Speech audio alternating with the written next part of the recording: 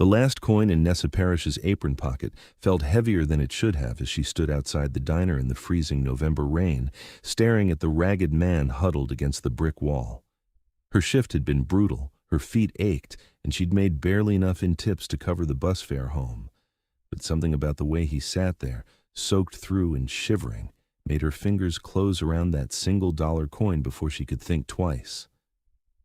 She crouched down, pressed it into his dirt-encrusted palm, and whispered that things would get better, never imagining that the beggar's eyes would flash crimson in the darkness or that he would follow her home that night to change her life forever. Nessa didn't notice him trailing behind her as she hurried through the rain-slicked streets of downtown Portland. She was too focused on getting to the bus stop before the last route stopped running, too exhausted from pulling a double shift to cover her co-worker's absence. The diner had been understaffed for months, and Nessa had taken every extra hour she could get. Medical school wasn't going to pay for itself, and her student loans were already suffocating her before she'd even been accepted anywhere. She made it to the bus stop with 2 minutes to spare, collapsing onto the bench under the shelter. The rain hammered against the plastic roof, creating a steady drum that would have been soothing if she wasn't so bone-tired. Her uniform was damp at the shoulders, her dark hair plastered to her forehead. She was 23 years old and felt about twice that age most days. The bus arrived, nearly empty at this late hour. Nessa climbed aboard, swiped her card, and slumped into a seat near the back. Through the water-streaked window, she caught a glimpse of a tall figure standing beneath a streetlight. For just a moment, she thought she saw white hair and pale skin, but then the bus lurched forward and the figure was gone. Her apartment was a tiny studio in a converted warehouse building that had seen better days. The rent was cheap because the heating barely worked and the neighborhood was questionable, but it was hers. Nessa climbed the 3 flights of stairs, fumbled with her keys, and finally pushed through her door into the familiar cramped space. She'd barely kicked off her shoes when she felt it. A presence, a wrongness in the air that made every hair on her body stand on end. "You should lock your window." The voice came from the shadows near her fire escape, smooth and cultured and absolutely terrifying. Nessa spun around, her heart launching into her throat. A man stepped into the dim light from her single lamp, and she had to bite back a scream. He was tall, well over 6 feet, with long white hair that fell past his shoulders in rain-dampened waves. His skin was alabaster pale, almost luminescent in the poor lighting. He wore what must have once been expensive clothes, now torn and filthy, hanging off his lean frame. But it was his eyes that froze her in place. They were the color of fresh blood, gleaming with an inhuman intelligence. "I'm not going to hurt you," he said, raising both hands in a gesture of peace. "I came to return this." He held out the coin she'd given him, balanced on his palm. "And to thank you." "Get out." Nessa's voice came out stronger than she felt. "Get out or I'm calling the police." "Do you really want to do that?" He tilted his head, studying her with those unnatural eyes. "I think you already know what I am. Somewhere deep down, your instincts are screaming it." She did know. It was impossible, insane, but she knew. Vampire. "Very good," he smiled, and she saw the pointed canines. "My name is Lysander Quentin, and you, Nessa Parrish, have done something extraordinary tonight." "How do you know my name?" She was edging toward the door, calculating whether she could reach it before he moved. "Don't." His voice was soft but commanding. "I'm much faster than you can possibly imagine, and running will only trigger instincts I'm currently keeping under very tight control. I haven't fed in 3 days, and you smell absolutely divine." Nessa froze. "Then why haven't you killed me already?" "Because you gave me your last coin." Lysander moved closer, and she could see the sharp angles of his face, the aristocratic features that would have been beautiful if they weren't so terrifying. "Do you have any idea what that means? You had nothing, and you gave it away. To me. A stranger you thought was human and helpless. I don't understand." "I'm the king of the Northern Vampire Court," he said quietly. "Or I was until 4 days ago when my own council decided they'd prefer someone more ruthless on the throne. They poisoned me with silver, bound me with iron chains, and threw me into the Columbia River to die. I should have died. The silver was eating through my system. The iron was burning my flesh, and the water was drowning me even as my body tried to heal. But I'm old, Nessa. Very, Very old. Old enough that I dragged myself to shore instead of sinking. Nessa's mind was reeling. This is insane. I wandered for days, too weak to hunt, too proud to kill an innocent, and then you came along. He held up the coin again. This isn't about the money. It's about the intent. You gave me something precious to you, expecting nothing in return. That kind of selfless compassion is rare in humans, rarer still directed at someone who looked like I did. So what do you want from me? I want to keep you safe. Lysander moved to her window, peering out at the dark street below. Because by now, my betrayers will have detected my presence in the city. They'll be looking for me, and they'll discover that I came here. They'll know about you. Why would they care about me? He turned back to her, and for the first time, she saw something almost gentle in those blood-red eyes. Because I care about you, and they'll use that against me. It's what I would do. You don't even know me. I know that you work yourself to exhaustion in a job that barely pays you enough to survive. I know that you're saving every penny for medical school because you want to help people. I know that when you saw someone suffering, your first instinct was to help, even though it cost you. He crossed the small space between them in a movement too fast for her to track, suddenly standing directly in front of her. I know that your kindness woke something in me that I thought had died centuries ago. Nessa's breath caught. This close, she could see the fine lines of pain etched around his eyes, the way his jaw was tight with hunger and exhaustion. Despite everything, despite the rational terror screaming through her veins, she felt a strange pull toward him. What do you need? The words left her mouth before she could stop them. Lysander's eyes widened slightly. What? You said you haven't fed in days. You're hurt. What do you need? I need blood. His voice had dropped to almost a whisper. But I will not take yours. Why not?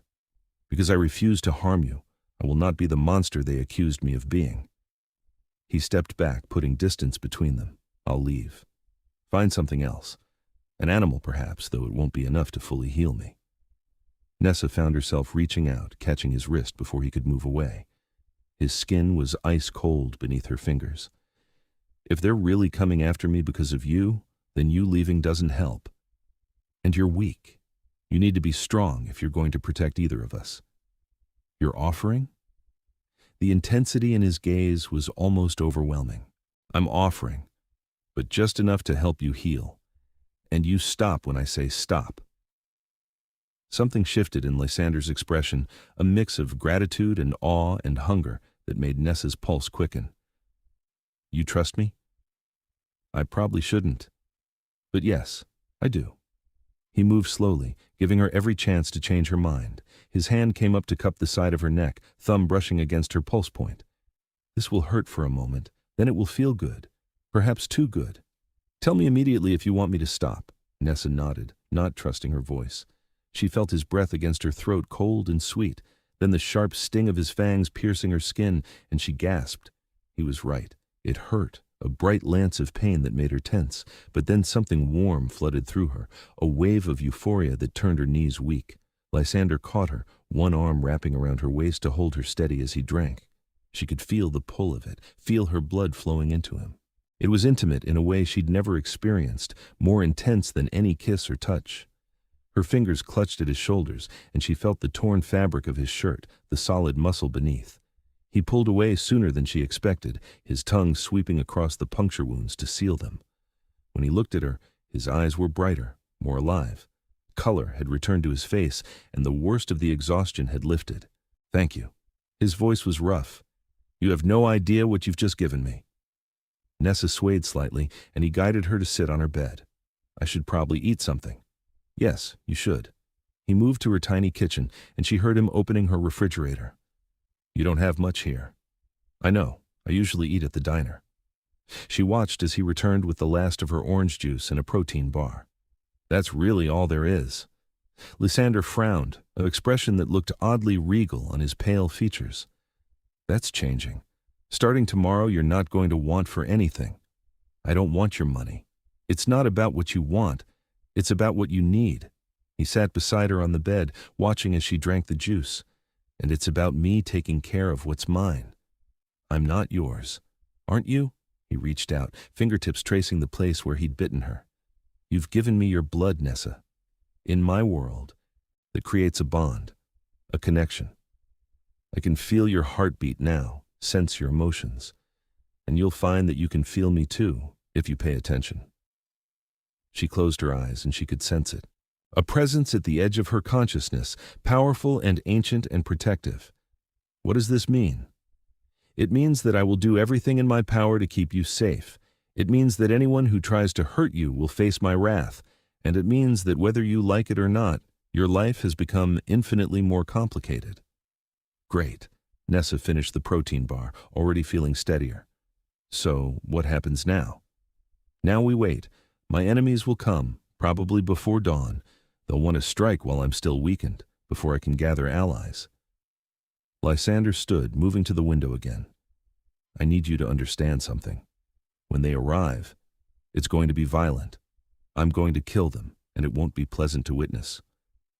How many are there? 3 on the council who betrayed me.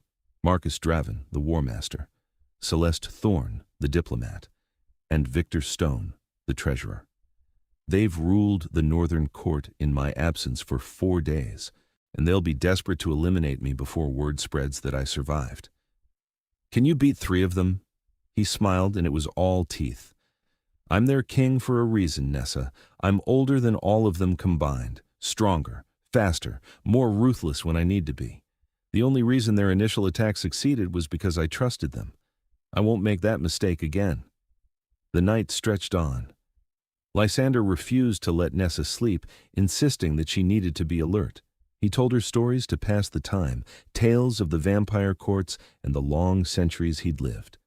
She learned that he was nearly 800 years old, turned during the Crusades by a vampire queen who had seen potential in a dying knight. He'd outlived his maker, risen through the ranks through a combination of strength and strategy, and eventually claimed the Northern Court through right of combat. Why did they betray you? Nessa asked as the clock ticked toward 4 in the morning. Because I was trying to change things. Lysander's expression was distant. The old ways are brutal.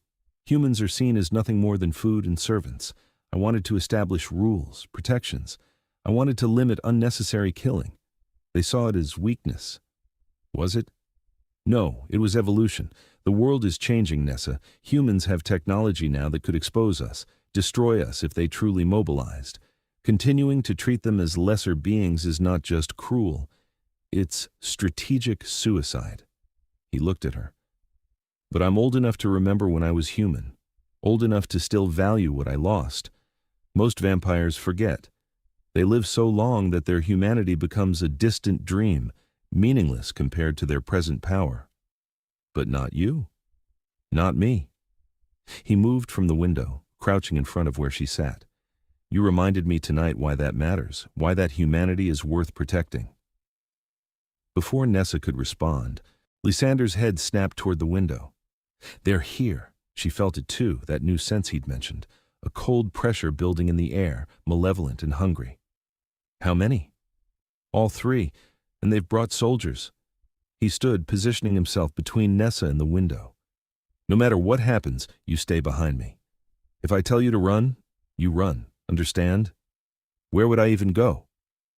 There's a vampire named Isadora Blackthorne who runs a gallery on 5th Street. She's old, neutral, and honorable. Tell her I sent you. Invoke the law of sanctuary. She'll protect you. He pressed a piece of paper into her hand with an address scrawled on it. Promise me. I promise. But Nessa had no intention of running. Not when this was her fault, her apartment, her choice to help him. The window exploded inward in a shower of glass. 3 figures landed in the room with inhuman grace, followed by 4 others. They were all pale, all beautiful in that dangerous way Lysander was, but their eyes held nothing but malice. The woman in front, presumably Celeste, had silver white hair and wore a designer dress that probably cost more than Nessa's entire year of rent. Lysander, you look better than we expected. I wonder why. Her gaze slid to Nessa and her smile widened. Oh, how delicious. The mighty king has found himself a pet. Leave her out of this, Celeste. Lysander's voice was deadly calm. Your quarrel is with me. But she's so much more interesting. The man beside Celeste, Marcus, moved forward. He was built like a warrior, all brutal strength and coiled violence. You fed from her, bonded with her. Tell me, Lysander, does she taste as sweet as she smells? Lysander moved so fast that Nessa barely saw it. One moment he was standing still. The next his hand was wrapped around Marcus's throat, slamming him into the wall hard enough to crack the drywall. You will not touch her. You will not speak to her. You will not even look at her. Still so protective of the humans. Victor stepped forward, smaller than Marcus, but radiating a cold intelligence.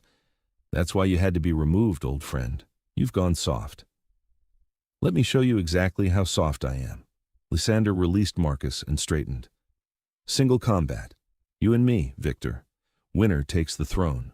Loser faces final death. Why would I agree to that when we outnumber you 7-1? Because you want to prove you deserve the throne through strength and not treachery. Because deep down, you know that the court will never truly accept your rule if you can't beat me in fair combat. Because I'm giving you this one chance to end this with honor. Victor considered this, then slowly nodded. Very well. Single combat, to final death. No! Celeste grabbed Victor's arm. Don't be a fool. We end this now, together. And prove him right? That we're nothing but treacherous cowards? Victor pulled free. I'll kill him properly. Then no one can question our right to rule. The other vampires stepped back, forming a loose circle. Lysander moved to the center of the room, and Victor faced him. Nessa pressed herself against the wall, heart hammering. If I win, Lysander said quietly, all of you swear fealty or face banishment from the northern court. Agreed? The vampires exchanged glances, then nodded. Celeste looked furious, but even she understood the politics at play. Then they moved. It was like watching lightning fight thunder. Victor lunged with blinding speed, claws extended, going for Lysander's throat. Lysander twisted, caught his wrist, and used Victor's momentum to throw him across the room. Victor hit the opposite wall and bounced back immediately, not even slowed. They came together in a flurry of blows too fast for Nessa to follow. She heard the impact of fists on flesh, saw blood spray, watched as they crashed through her furniture like it was made of paper. Victor was younger, perhaps more brutal, but Lysander fought with centuries of experience. Every movement was precise, calculated, wasting no energy. Victor's claws raked across Lysander's chest, tearing through his shirt and opening deep gouges. Lysander didn't even flinch. He caught Victor's extended arm, twisted, and broke it with a sickening crack. Victor screamed and lashed out with his other hand, catching Lysander across the face, hard enough to snap his head to the side. Blood poured from both of them now, darkening the floor. Lysander's healing was faster, his wounds already beginning to close, while Victor's broken arm hung useless. But Victor was desperate now, fighting with the fury of someone who knew he was losing. You were never strong enough, Lysander said, his voice eerily calm despite the violence. You relied on cunning and manipulation because you lacked true power. That's why you needed the others to help you attack me. That's why you're dying now. Victor roared and threw himself forward in one last desperate attack. Lysander stepped aside, grabbed him by the throat and jaw, and twisted. The crack of Victor's neck breaking echoed through the small apartment. But that wasn't enough for final death.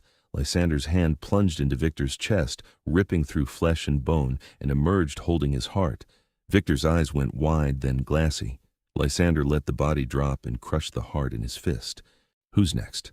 He turned to face the remaining vampires, blood dripping from his hands, his eyes blazing crimson. Celeste? Marcus?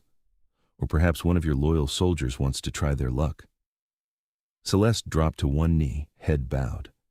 My king, I was wrong. We were all wrong. Your mercy honors us. One by one, the others followed her lead, kneeling in submission. Even Marcus, rubbing his throat where Lysander had grabbed him, bent his knee. Lysander stood over them, every inch the King Nessa was beginning to understand he truly was. I am reclaiming my throne. Victor's betrayal is paid for with his death. The rest of you will return to court and spread the word that I have returned. You will announce a gathering in 3 days' time, where I will address the full court and outline the new order. Any who cannot accept my rule are free to leave the northern court with safe passage. Any who choose to stay will swear binding oaths. Understood? Yes, my king, they chorused. Get out of my sight. The vampires fled with the same speed they'd arrived, vanishing into the pre-dawn darkness. Only when they were gone did Lysander's shoulders sag slightly. He turned to Nessa, and she saw the exhaustion in his face. I'm sorry about your apartment. Nessa looked around at the destruction. Her furniture was in splinters, blood stained everything. There was a vampire corpse in the middle of her floor, and her window was completely gone. My security deposit was already non-refundable. To her surprise, Lysander laughed. It was a rusty sound, as if he didn't do it often, but genuine. You're remarkable. Do you know that? I'm in shock. There's a difference. But she moved to him, looking at the wounds on his chest. They were healing, but slowly. You need more blood. I'll hunt when the sun sets. I should leave before it rises. Or you could stay. The words were out before Nessa could second-guess them.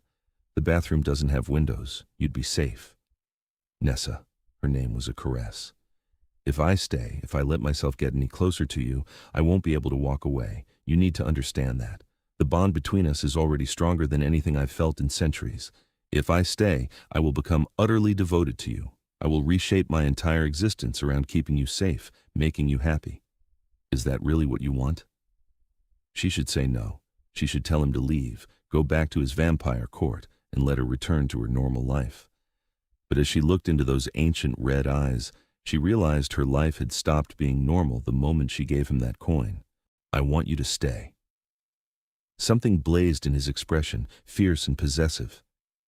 Then I'm yours, for as long as you'll have me. He moved into her bathroom, and she heard the shower running. Nessa stood in the ruins of her apartment, trying to process everything that had happened. She'd helped a vampire king. She'd let him drink her blood. She'd watched him kill someone right in front of her. And now she'd invited him to stay. Her phone rang, making her jump. It was her manager at the diner. Nessa? Thank God. I know this is last minute, but can you cover the morning shift? Sarah called in sick again. Nessa looked at the disaster around her. Actually, I can't come in today, or maybe ever. I think I need to quit. What? Nessa, you can't just quit. We need you. I'm sorry. I'll come by for my last paycheck, but I can't do this anymore. She hung up before her manager could argue. Lysander emerged from the bathroom, his white hair damp, the blood cleaned from his skin. He'd stripped off his torn shirt, and Nessa could see the lean muscle of his torso, the places where his wounds had healed to pink scars that would fade within hours. Did you just quit your job? Seemed like the right moment for a major life change. He moved to her, tipping her chin up so she had to meet his eyes. I will take care of you. You won't want for anything. And before you argue, understand that it's not about obligation. It's about the fact that you are the most precious thing in my very long life, and I will move mountains to ensure your happiness. I want to finish pre-med. I want to go to medical school. Then you will. I'll pay for everything. The best schools, the best programs. His thumb brushed her cheek. I want you to have everything you've ever dreamed of. Why? Because I gave you $1? Because you saw someone suffering and helped without hesitation. Because you offered me your blood, even knowing what I am. Because when you look at me, you don't see a monster. You see me. His forehead pressed against hers. Because in 800 years, I've never met anyone like you. Nessa's breath caught. I barely know you.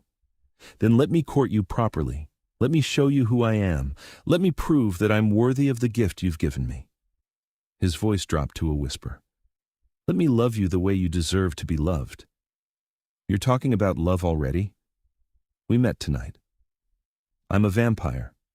When we bond absolutely. When we love eternally. I'm not human anymore, Nessa. I don't have human restraint or human hesitation. I know what I want, and I want you. But I'm willing to go at whatever pace you need. I can wait decades, if that's what it takes. The sun was beginning to rise, pale light filtering through the broken window. Lysander hissed and stepped back into the shadows. I need to be in the bathroom. The light won't kill me immediately, but it's intensely painful. Go. I'll figure out something to cover the window. He paused at the bathroom door. There's a phone number in my jacket pocket. Call it. Tell them who you are and where you are. They'll send people to help, people you can trust. Then he was gone, the bathroom door closing behind him. Nessa found his ruined jacket, retrieved the phone, and made the call. A woman answered on the first ring. Yes? Lysander told me to call this number. My name is Nessa Parrish. Silence. Then, you're the human, the one he bonded with. I guess? We'll be there within the hour. Don't open the door for anyone except us. The password is sanctuary. The line went dead. Nessa used the remaining time to drag Victor's corpse into the bathroom, figuring Lysander could deal with it when he woke. She tried to clean up some of the blood, but it was everywhere. Eventually, she gave up and just sat on what remained of her couch, waiting. True to their word, there was a knock exactly 53 minutes later. Password? Nessa called. Sanctuary. She opened the door to find 3 vampires standing in the hallway. They all had that same alabaster skin and regal bearing, but their hair was different shades. The woman in front had long black hair and carried herself with absolute authority. I'm Isadora Blackthorn. These are my assistants, Dante and Ravenna. We're here to help. Lysander mentioned you, said you were neutral. I am. But he also saved my life 2 centuries ago, so I owe him a debt. Besides, if he's truly bonded with a human, that's significant. It means things are changing. Isadora swept into the apartment, taking in the damage. This is quite a mess. We'll need to get you moved immediately. This place isn't safe anymore. Moved where? Lysander owns several properties. I'm sure he'll want you in his primary residence, but that's currently occupied by the traders. Until he reclaims it, we'll set you up in one of his safe houses. She gestured to her companions. Start packing her things. We're burning this place. What? You can't just burn down my apartment. We need to destroy any trace of what happened here. Blood evidence, the body, all of it. Don't worry, we'll make it look like an electrical fire. These old buildings, tragic, but not suspicious. Isadora studied Nessa with sharp green eyes. You're handling this well. I'm really not. I'm just in too deep to panic now. Smart. Panic gets you killed in our world. She moved to the bathroom door, knocked softly. My lord, it's Isadora. I'm here with support. The door opened slightly, and Lysander's voice came from within. Thank you for coming. Of course. We're relocating the girl and cleaning up. You'll both be in the Riverside safe house by sunset. I'll have everything you need delivered. And my court? Word is spreading that you survived. The court is in chaos. Celeste and Marcus returned and immediately called for a full assembly. Everyone's taking sides, preparing for civil war. Tell them I'll be there tomorrow night. No assembly. I'll retake my throne by right of strength, as is tradition. As you command. The next few hours were a blur. Dante and Ravenna packed Nessa's belongings with inhuman efficiency, while Isadora handled the logistics. By the time the sun was fully up, Nessa was in a luxury car being driven across town to a penthouse apartment that had better security than a bank vault. This is where Lysander lives? She stared at the sleek modern space, all floor-to-ceiling windows with blackout shades, expensive furniture, and original artwork. One of several residences. This one's convenient for court business. Isadora guided her inside. There's food in the kitchen, clothes in your size in the bedroom, and everything else you might need. Lysander will join you after sunset. Until then, you have 2 guards posted outside who will die before they let anyone harm you. This is insane. This is your life now. Get used to it. But Isadora's expression softened slightly. For what it's worth, I think you're good for him. Lysander's been lonely for a very long time. He needed someone to remind him why he fights. After Isadora left, Nessa explored her new temporary home. The bedroom was enormous, dominated by a massive bed with black silk sheets. The bathroom had a tub big enough to swim in. The closet was full of designer clothes in exactly her size, which was both thoughtful and slightly creepy. She showered, changed into yoga pants and a soft sweater, and raided the kitchen. Someone had stocked it with actual food, fresh and high quality. She made herself eggs and toast, sat at the marble breakfast bar, and tried to process everything. She'd fallen into a vampire's world. She was bonded to their king. Her apartment was currently being burned down. She'd quit her job. And the strangest part was that she didn't regret any of it. Lysander had been right. She could feel him, a warm presence at the back of her mind, sleeping but there. It was comforting in a way she couldn't explain. The sun set around 7 p.m. Nessa felt the moment Lysander woke, a sudden surge of awareness through their bond. Within minutes, he appeared in the penthouse, moving through the shadows like he'd teleported. Nessa. He found her in the living room, and the relief on his face was profound. You're safe. Your people took good care of me. He crossed to her, hands framing her face, searching her expression. How are you? Truly? Overwhelmed. Confused. But okay, I think. She covered his hands with hers. Are you about to go do something dangerous? I'm going to reclaim my throne. Yes, it will be dangerous, but I'm asking you to trust that I'm strong enough to win. I do trust you. I just wish I could come with you. Absolutely not. The court is no place for you until I've established complete control. It's going to be violent and brutal, and I won't risk you. His thumb traced her lower lip. But I promise I'll come back to you, and then we'll figure out this thing between us. What if you don't come back? Then everything I own goes to you. Isadora has the documents. You'll be taken care of. He leaned down, his breath ghosting across her lips. But I will come back. I have far too much to live for now. Nessa closed the distance and kissed him. It was soft at first, tentative, but then Lysander made a low sound in his chest and deepened it. His arms came around her, pulling her close, and she felt the coiled power in his body, the careful control he was maintaining. When they finally broke apart, they were both breathing hard. When I return, Lysander said, voice rough, I'm going to court you properly, take you to dinner, buy you flowers, treat you the way you deserve. But I needed to do that first, to have something good to fight for. Then he was gone, vanishing into the darkness. Nessa spent the next several hours pacing, unable to settle. She tried watching TV but couldn't focus. She attempted to read, but the words blurred together.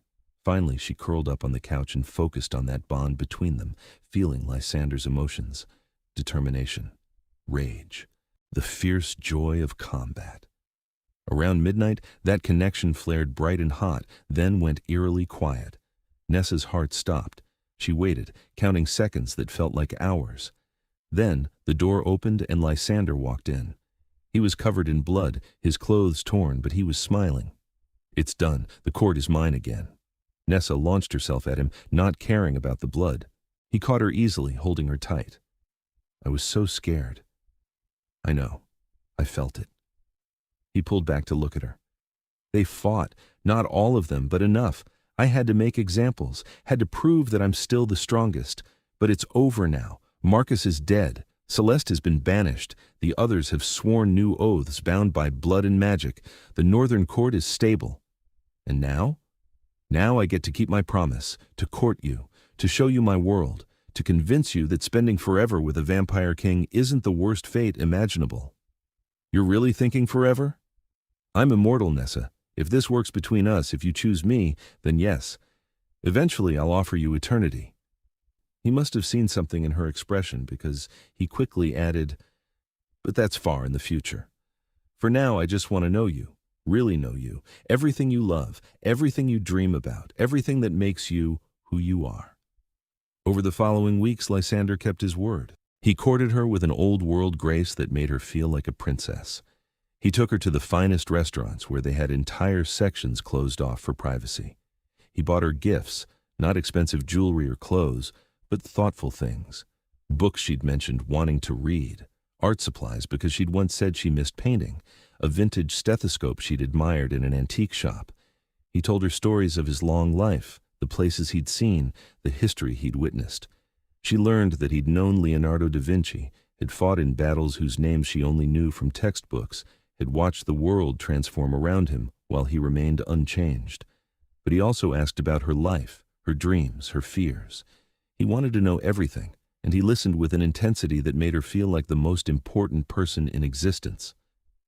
Nessa met more of his world. Isadora became almost a friend, teaching her about vampire politics and customs. She learned that the vampire world was vast, with courts scattered across the globe, each with its own traditions and rulers. The Northern Court controlled most of the Pacific Northwest and parts of Canada. It was considered one of the more progressive courts, largely because of Lysander's reforms.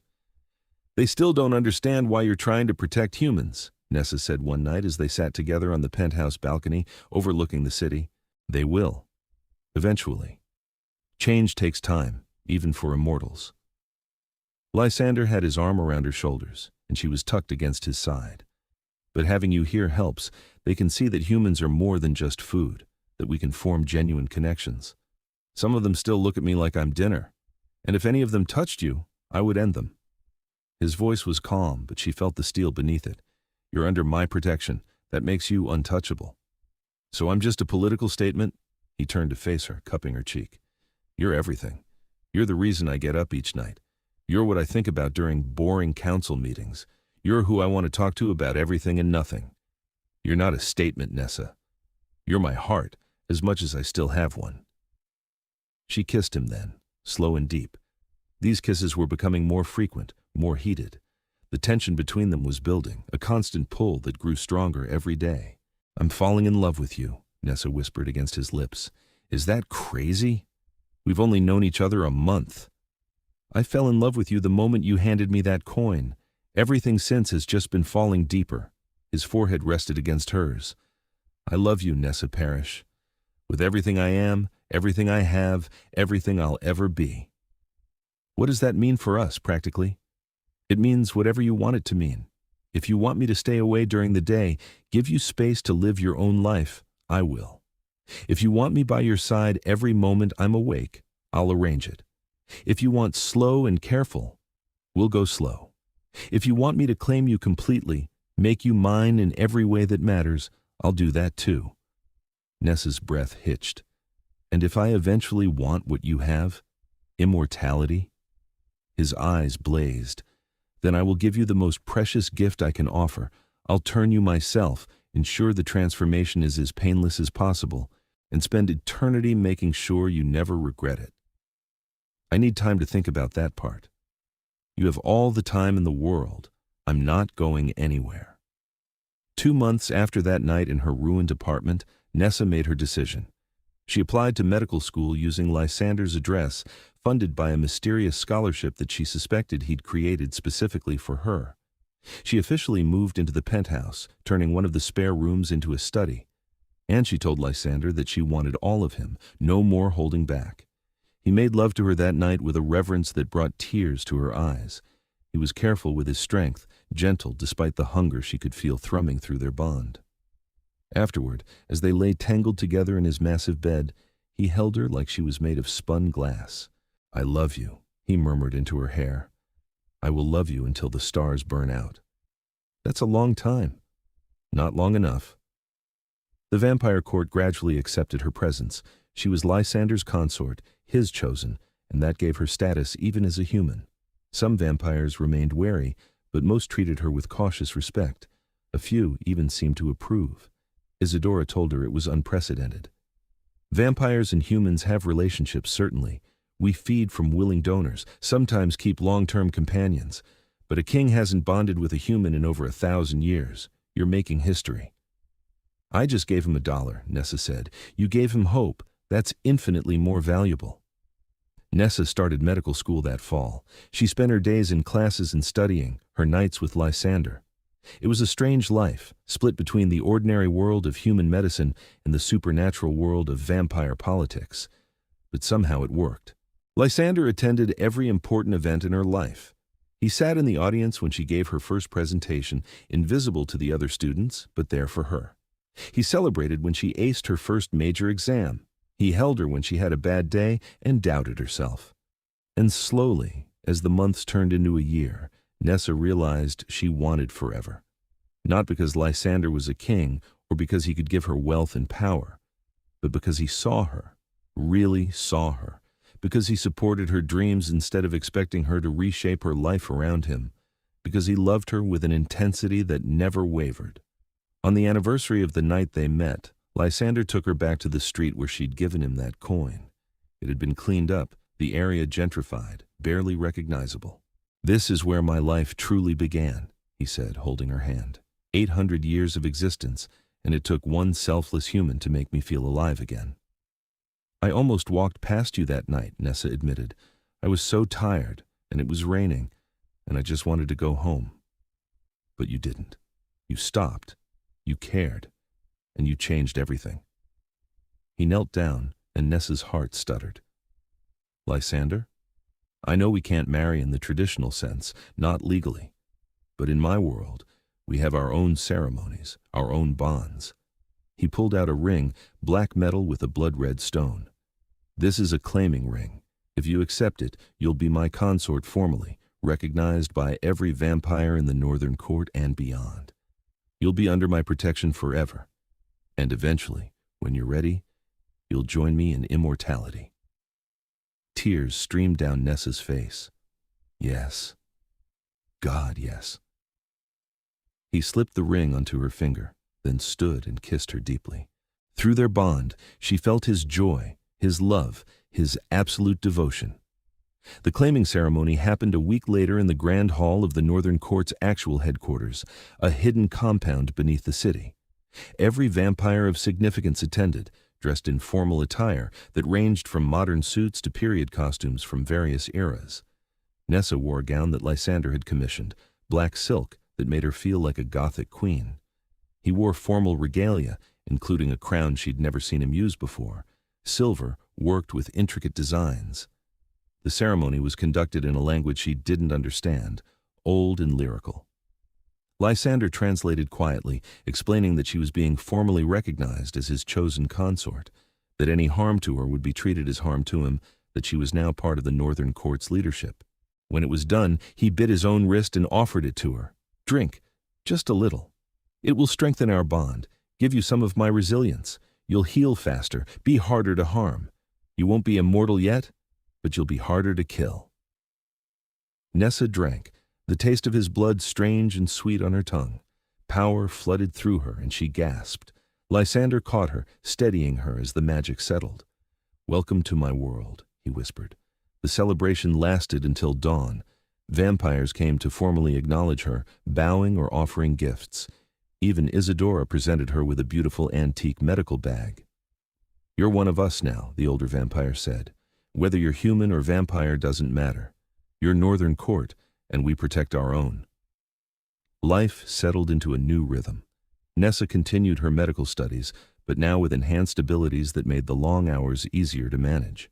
She needed less sleep, healed minor injuries almost instantly, and could sense other vampires around her.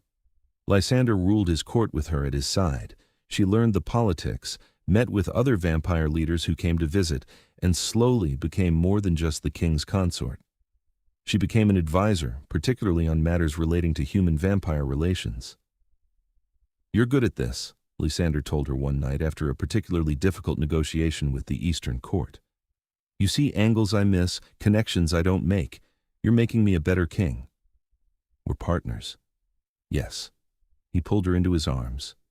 "In everything." 3 years after that fateful night, Nessa graduated from medical school.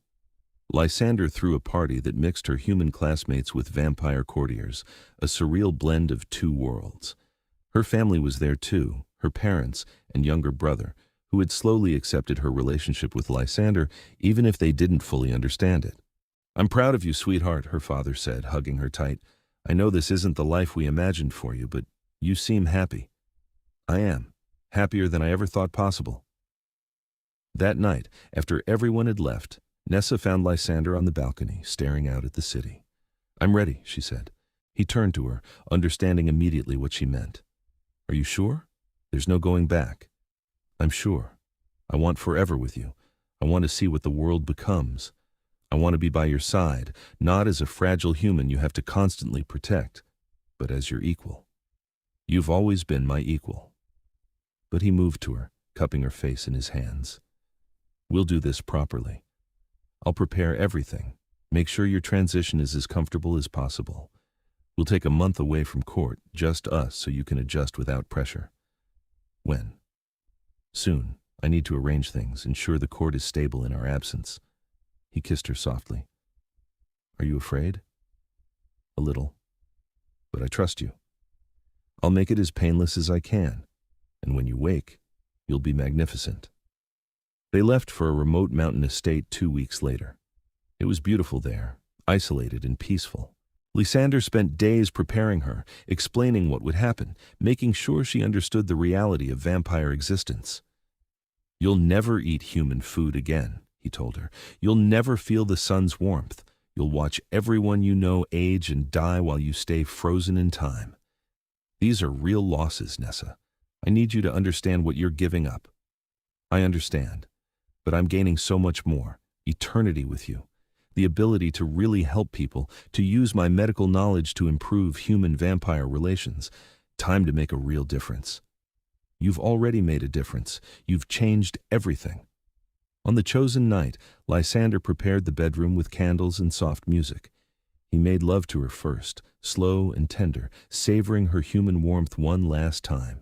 Then, as she lay sated and peaceful in his arms, he bit into her throat. This time, he didn't stop. He drank deep, pulling her blood into himself until her heart began to slow. Nessa felt herself fading, the world going gray at the edges. Just before she slipped away completely, Lysander bit his own wrist and pressed it to her lips. "Drink, my love. Drink and come back to me." His blood filled her mouth, and she swallowed reflexively. It burned going down, liquid fire that raced through her veins. Her heart stuttered, stopped, then started again with a new rhythm. Slower, stronger. The pain was intense, every cell in her body transforming. Lysander held her through it, murmuring words of comfort, anchoring her to reality.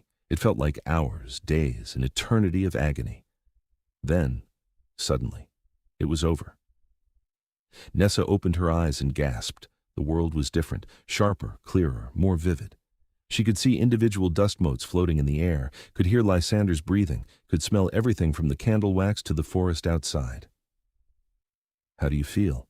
Lysander's voice was tinged with worry.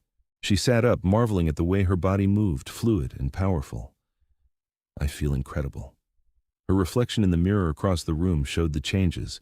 Her skin had paled to porcelain, her dark hair now had silver streaks, and her eyes had shifted from brown to a deep crimson. She looked like herself, but more. Sharper, ethereal. "You're beautiful," Lysander breathed, "even more beautiful than before." Nessa turned to him and the hunger hit her like a physical blow. "I need blood." "I know. Come with me." He led her outside, into the forest. She could sense the animals moving through the trees, could hear their heartbeats. Lysander taught her to hunt, to take what she needed without killing. It was strange, drinking from a deer, but the blood satisfied the burning need inside her. When she'd fed, they returned to the house. Nessa was buzzing with energy, drunk on her new power. "Is it always like this?" "The intensity will fade as you adjust, but yes, everything's more vivid now, more real." He pulled her close. "You're vampire now, immortal, mine." "Yours," she agreed, "forever." They spent a month at the estate, Lysander teaching her to control her new abilities. She learned to move with vampire speed, to use her enhanced strength to sense other vampires. She discovered she had an unusually strong gift for healing, able to close wounds with just her touch. "It makes sense," Lysander said. "You were a healer as a human. That essence carried through your transformation." When they returned to court, Nessa was fully vampire. The court gathered to witness her first appearance as an immortal, and she stood at Lysander's side, his equal in truth now. "My consort," Lysander announced to the assembled vampires, "is now one of us. She is Northern Court, and she is my queen." Queen. The title settled over her like a crown. Isidore was the first to kneel. "My queen." One by one, the others followed, pledging their loyalty to her as they had to Lysander. That night, in their private chambers, Lysander made love to her again. It was different now, both of them vampire, faster, fiercer, no longer limited by human fragility. Afterward, tangled together in silk sheets, Nessa felt complete. "I love you," she said. "Thank you for giving me this. Thank you for seeing me that night, for giving a ragged beggar your last coin, for changing my entire world." He kissed her softly. "I will love you for all of eternity, Nessa Quentin." Quentin. She'd taken his name as part of the claiming ceremony. It felt right. "And I'll love you just as long." The years that followed were good. Nessa used her medical knowledge to establish clinics where vampires and humans could receive care, breaking down barriers between the species. She worked with other courts to implement protections for humans, gradually shifting the vampire world toward coexistence rather than predation. Lysander ruled with strength and wisdom, with Nessa advising him on matters great and small. Together, they transformed the northern court into a model for other regions. 50 years after that rainy night when she'd given a beggar her last coin, Nessa and Lysander stood on their balcony watching the city lights. "Do you ever regret it?" Lysander asked. "Giving up your human life?" "Never, not once," she leaned into him. "You gave me more than immortality. You gave me purpose, partnership, love beyond anything I imagined. You gave me the same. You reminded me what it means to care, to hope, to love." He turned her to face him. "I was lost before you found me. Now I'm found. Now I'm home." "We're home," Nessa corrected. "Together."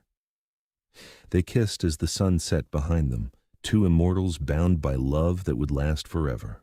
The vampire king and the waitress, who'd given her last coin to a stranger, who'd found in each other something more precious than any kingdom or throne. They'd found belonging, they'd found purpose, they'd found their forever. And it had all started with a single act of kindness on a rainy November night, when a tired waitress had looked at a suffering beggar and decided that compassion mattered more than convenience. That moment of grace had rippled outward, changing not just two lives, but an entire world. Because sometimes the smallest gestures carry the greatest weight. Sometimes a single coin can buy a kingdom. And sometimes kindness to a stranger can lead to a love that transcends time itself.